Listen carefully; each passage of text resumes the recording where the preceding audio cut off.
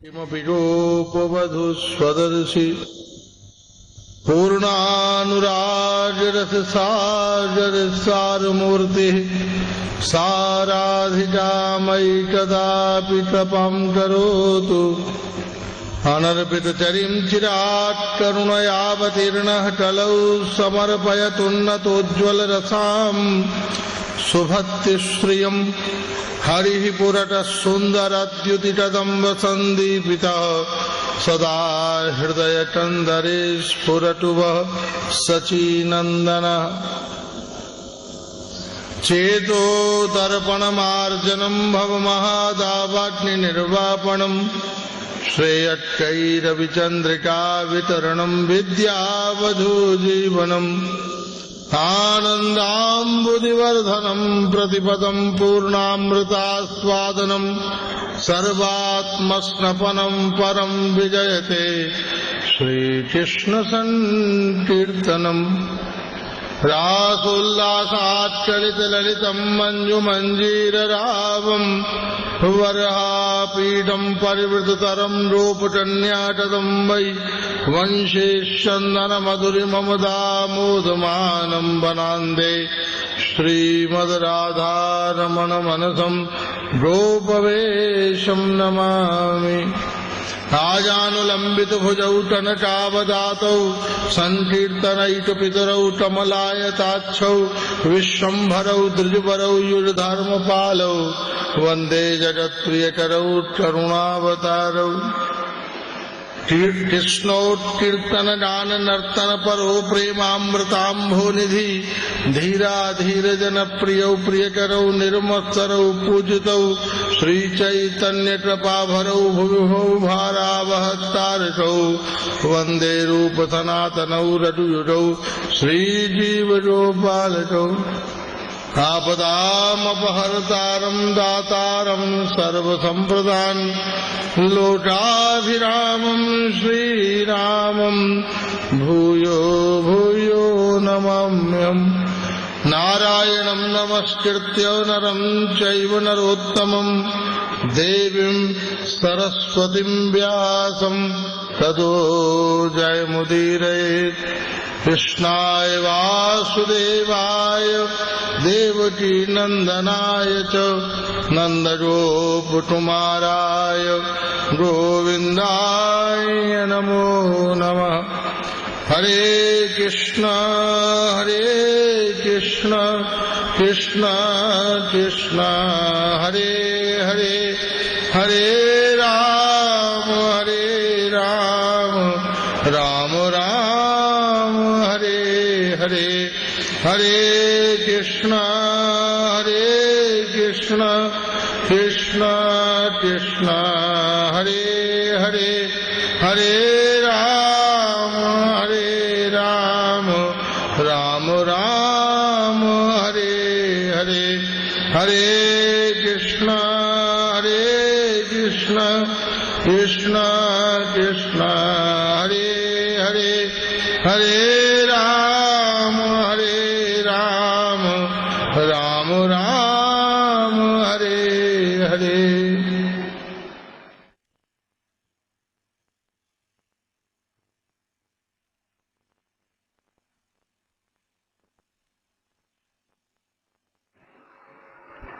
भगवान श्री राधारमण देव की अत्यंत महती कृपा अनुकंपा से आज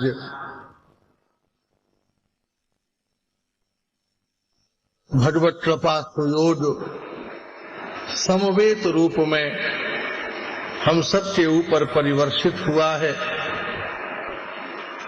कि हम इस अत्यंत प्रेम और भजन और महामंत्र के दिव्य आनंद के गोमुख में इस दिव्य नवद्वीप धाम में समुपस्थित अवस्थित होकर भगवत रस माधुरी के आस्वादन संकल्प से एकत्रित और अवस्थित हुए हैं। किसी भी धाम में जाना अत्यंत दुस्सह है। और आज जैसे इस कलिकाल के परिवेश में, वातावरण में, जहाँ पूरी दुनिया में 8% लोग भी नहीं है जो कृष्ण नाम लेते हैं, आज हमारे जीवन का जितना भी संग है, परिवेश है, वह सब विविध विविध दुर्व्यसनों की ओर, दुर्भाग्य की ओर, व्यवहार की ओर, लोटाचार की ओर, इंद्रियों के व्यवहार की ओर हमें आकर्षित, प्रेरित कर रहा है। चारों तरफ दुराचार, व्यभिचार, अनाचार, असत्य, क्रूरता, हिंसा व्याप्त हो रही है। कलिकाल प्रचंड रूप से घर घर में, व्यक्ति व्यक्ति में, श्वास श्वास में प्रविष्ट होता चला जा रहा है। और ऐसे दुर्दांत वातावरण में, इस परम नवद्वीप मायापुर धाम में हम बैठकर श्री चैतन्य महाप्रभु के रस चरित्र का आस्वादन करने के लिए एकत्रित हुए हैं। यह हमारे पुण्य का प्रतिफल नहीं है, ये हमारे ऊपर निश्चित रूप से श्री राधा रानी की महती कृपा है। ये भगवान का प्रेम का मंदिर है। ठाकुर जी के प्रति हमारे मन में प्रेम का उदय हो, संबंध केवल कामनाओं की पूर्ति है। जब भी हमें कोई मुसीबत आती है, आवश्यकता पड़ती है, जरूरत पड़ती है, हम मंदिरों में, तीर्थों में, स्थानों पर एकत्रित हो जाते हैं। विविध प्रकार की पूजा और अर्चनाओं के माध्यम से उस देव तत्व की शक्ति को प्राप्त करना चाहते हैं कि हमें भगवान की वो शक्ति मिल जाए कि हम जिस वस्तु को अपने पुरुषार्थ से, बुद्धि से, धन से, योजना से प्राप्त नहीं कर पा रहे हैं, वो भगवत कृपा से हमें मिल जाए। मंदिरों में इकट्ठे होकर हम केवल फूल चढ़ा रहे हैं, चावल चढ़ा रहे हैं, चंदन चढ़ा रहे हैं, भगवान हमें ये दे दो, भगवान हमें ये दे दो, भगवान हमें ये दे दो। और हमारा लक्ष्य क्या है? भगवान है माध्यम, लक्ष्य क्या है? संसार। जो संसार हमें निरंतर दुख दे रहा है, जो संसार निरंतर हमें व्यवहार और वासना और क्रूरताओं में गिरा रहा है। कोई बीमार डॉक्टर को फीस भी दे, उपहार भी दे, सम्मान भी दे और उससे कहे कि तू मुझे जहर दे दे, तो उससे बड़ा अज्ञानी और दुर्भागा कौन हो सकता है? उसी प्रकार से हमारा जितना भी देवाराधन है, तो संपूर्ण देवाराधन का मूल कारण क्या हो गया? केवल वासना। हम विविध प्रकार की उपासनाओं में हमें एक पुत्र मिल जाए, लेकिन उसकी जिंदगी में झांक कर देखें, जिसके 4 पुत्र हैं, क्या वो सुखी हैं? हम कहते हैं हमें धन मिल जाए, जिसके पास विपुल धन है, क्या वो सुखी है? हम कहते हैं जिन जिन वस्तुओं की हम कामना करते हैं, और हमारा सारा जीवन उस कामना में, उस वासना में, उस देहीषणा चलत त्रयीषणा में बीत जाता है और हम दुखी, अधूरे, असंतुष्ट और अशांत ही सारे जीवन में रहते हैं। 90 साल के वृद्ध हाथ दिखाते हैं, जन्म पत्री दिखाते हैं, महाराज हमारी जन्म पत्री देख के बताओ हमें सुख कब मिलेगा। 80 साल की उम्र में भी इंतजार है कि हमें सुख मिल जाए। बोले अब सुख नहीं मिलेगा, अब तो नया जन्म ही मिलने वाला। इसलिए जिंदगी में हम जिस सुख की कामना करते हैं, संसार में उस सुख के कारण से हमको मृत्यु मिली, बुढ़ापा मिला, रोग मिले, दुर्बलताएं मिली और जन्म मरण के चक्र में हम आबद्ध हो गए। पुनरपि जननम पुनरपि मरणम पुनरपि जननी जठरे शयनम यह संसारे खलु विस्तारे कृपया पारे पाहि मुरारे भज गोविंदम गोविंदम भज मूढ़मते। इस सिद्धांत को कौन कह रहे हैं? स्वयं भगवान शंकराचार्य। पुनरपि जननम पुनरपि मरणम अर्थात द्वैत और अद्वैत, विशिष्टाद्वैत, सिद्धाद्वैत और जितने भी अन्य दर्शन हैं, वो सारे के सारे दर्शन इस मत पर सहमत हैं कि जन्म और मरण का चक्र हमारे जीवन से बंधा हुआ है। हमारा मरना और फिर जन्म लेना, मरना और फिर जन्म लेना, ये हमारे जीवन की एक धुरी बन गई है। इसलिए हमें सावधान होकर, सचेष्ट होकर, जैसे आंख बंद कर देने से सामने से दृश्य नहीं जाते, हमें दिखना बंद हो जाता है।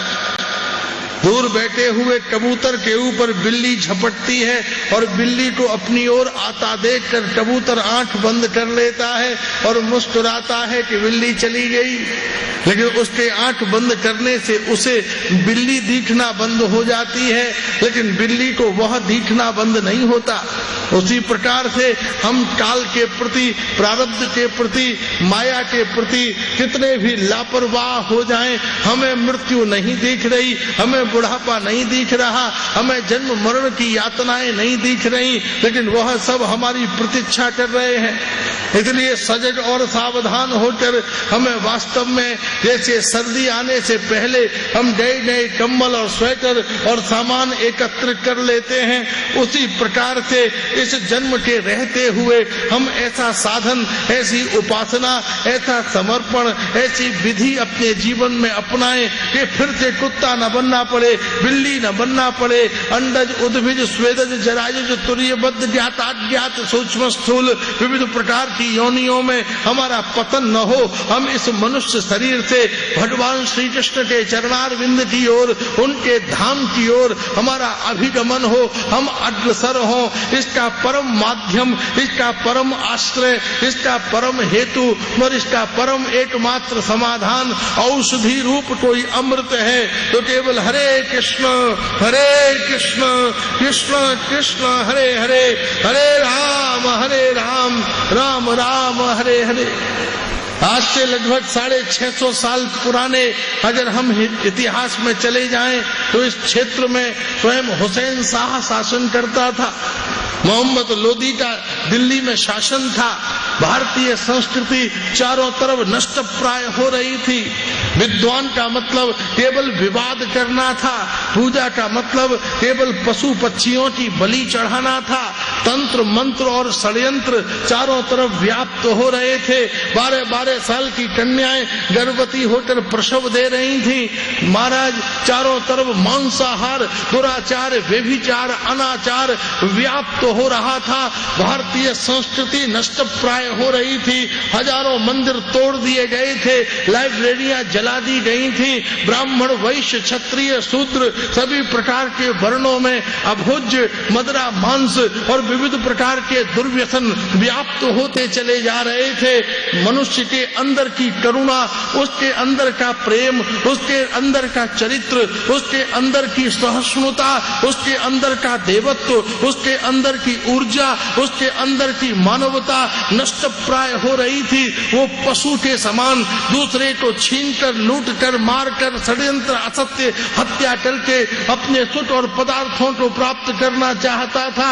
ऐसे अमानवीय पशुवृत वातावरण के मध्य में स्वयं राधा गोविंद के मिलित तनु करुणावतार साक्षात स्वयं भगवान श्री कृष्ण, श्री चैतन्य महाप्रभु के रूप में इस धराधाम के ऊपर पधारे और स्वयं रोकर, स्वयं नाचकर, स्वयं भिक्षा मांगकर, स्वयं नाम संकीर्तन करते हुए, आंखों से आंसू बहाते हुए, किंबा न्यासी, किंबा विप्र, किंबा शूद्र होए, कृष्ण तत्व वेत्ता जिनी तिनी गुरु होए। कोई महाराज चाहे सन्यासी हो, चाहे ब्राह्मण हो, चाहे शूद्र हो, वास्तव में अनुकरणीय गुरु वो है जो हमारे कानों को कृष्ण कथा सुना दे, जो हमारे मुंह से कृष्ण नाम की मंदाकिनी को प्रवाहित कर दे, जो हमारी आंखों के सामने वंशी बजाते हुए राधा गोविंद के युगल स्वरूप का दर्शन करा दे, जो हमारे चरणों को गिरिराज, गोवर्धन और वृंदावन और नवद्वीप और भगवत धाम की ओर अग्रसर कर दे, जो हमारी जीव को विविध प्रकार के रसों से मुक्त करके कृष्ण नाम रस माधुरी में आसक्त कर दे। ऐसी विविध अद्भुत मंगलमयी लीलाएं भगवान श्रीमन महाप्रभु की महती कृपा और उनकी अनुकंपा से इस नवद्वीप के परिवेश में जीव मात्र के कल्याण, हित, मंगल और उसके सूखे अंतःकरण में कृष्ण प्रेम रसधारा का प्रवाह करने के लिए संपन्न हुए।